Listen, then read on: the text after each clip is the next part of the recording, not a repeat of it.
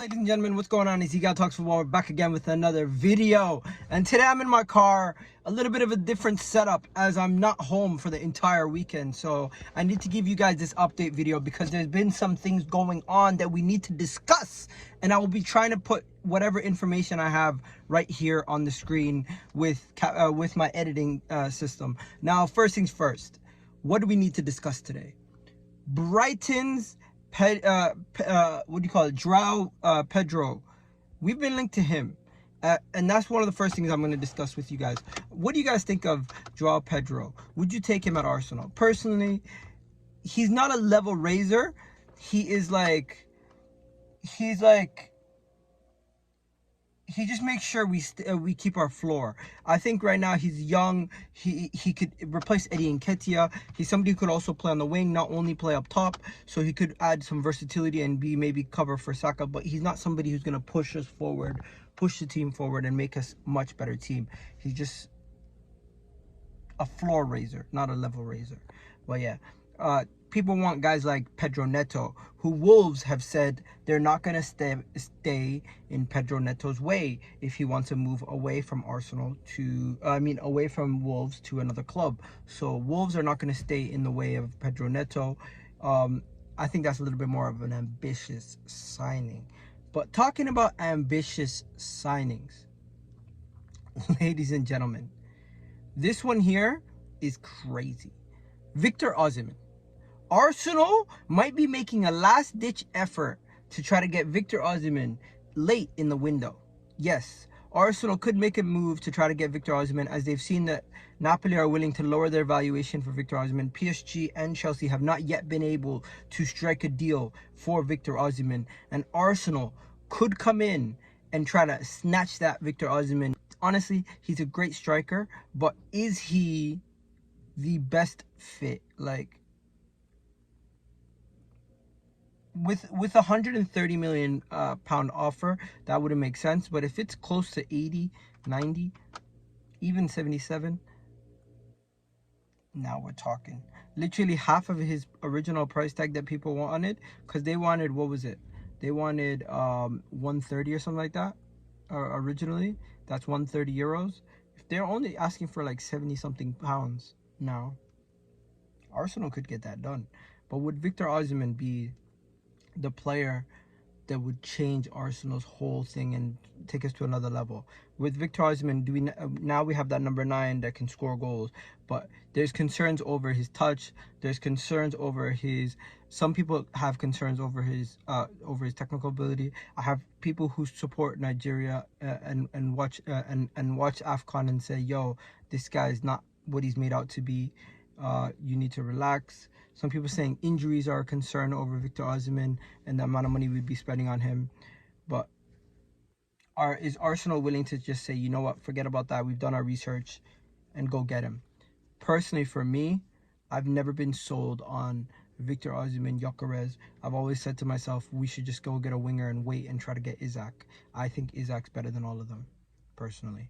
And I even liked Ivan Toney at 50 million rather than spending the 130. But if he's going to go for 70 million, maybe it's a little bit more affordable now, and Arsenal might actually consider it. Let me know. Would you take Victor Osimhen at Arsenal? And if you say no, why? Let me know why you wouldn't take Victor Osimhen at Arsenal. Because Victor Osimhen is heavily now linked to Arsenal, and it looks like that could potentially get done. But I will not believe anything until I see the David Ornstein tweet. Once I see the David Ornstein tweet, that's when I will start to believe it more and more and more and more and more. You know what I mean? But yeah, talking about other things, unfortunately, we just seen yesterday that Emil Smith-Rowe is now a Fulham player. If you guys check this image out that I'm going to have right here. Yes, Emil Smith-Rowe is now a Fulham player. And oh my God, it is quite sad. But I just want to say thank you to Emil Smith-Rowe for his time at Arsenal. He did good for us when we were outside of lockdown, and that little run that he had. And I'll never forget that North London Derby game, that game against West Brom, where he put on a show. There was a lot of performances that he's had. Let me know what your best Emil Smith-Rowe memory is in the chat. And yeah, I wish him all the best at Fulham, and hopefully he can do well over there. Now, another player that outgoings, We also have rumors about Reece Nelson. Reece Nelson has been previously linked to Crystal Palace. He's been previously linked to other clubs. Now Leicester have also been interested in him recently, and now we also even have offers that Leeds might be interested in Emil Smith Rowe. We're gonna have to wait and see who actually is willing to spend the money on on Reece Nelson. Who's actually going to be willing to spend the money on Reece Nelson, as we have not had any bids close to being accepted for Reece Nelson, but we've had, I think, one bid from Crystal was it Crystal Palace? Was it Crystal Palace or was it somebody else? I forget off the top of my head. West Ham. West Ham, we're going to make a bid for him. So we're going to have to wait and see who actually makes a bid for Reece Nelson. But Reece Nelson is another player that Arsenal could be potentially getting rid of very, very soon. Now, talking about academy players, there's a former academy goalkeeper who's actually linked to Arsenal, which is Wojciech Szczesny.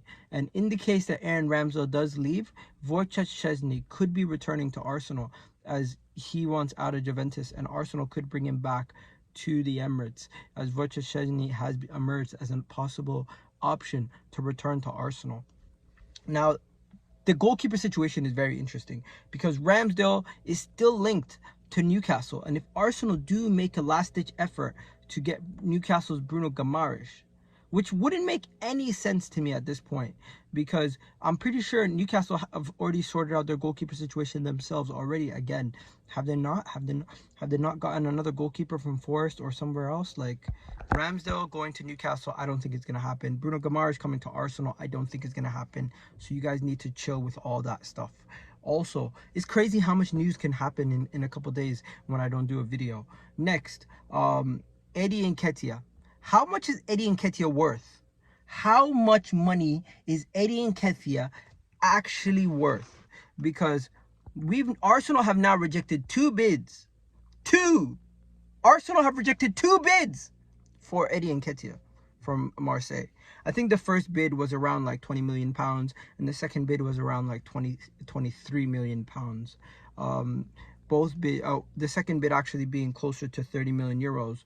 So Arsenal have been told, Arsenal have put out there that they want around 30 million, and the fact that Marseille have fallen short of that by 7 million, they completely rejected the bid the second time. And I'm just hoping that Marseille and Roberto De Zerbi want Eddie Nketiah enough where they come in again for another bid.